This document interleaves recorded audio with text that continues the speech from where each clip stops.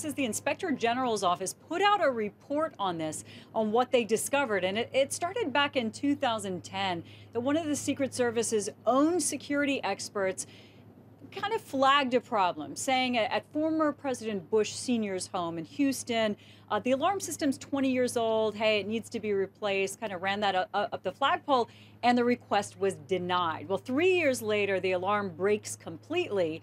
And the Secret Service did then put an officer in a kind of roving post around the home to keep security. But the Secret Service couldn't tell how much time had passed between the alarm breaking down and that new post created. There could have been a period of time when there was very little security at the home at all.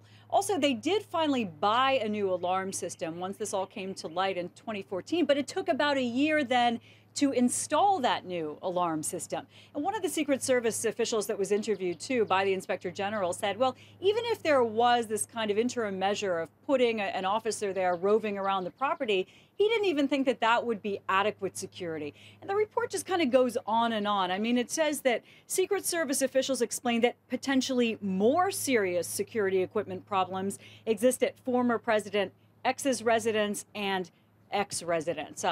Part of this is redacted for security reasons. The result of this, the Secret Service's new director has agreed that these are problems. They've put in place a system now to track and monitor security problems that are out there and deal with them, as well as evaluate the current state of security at former presidents' homes.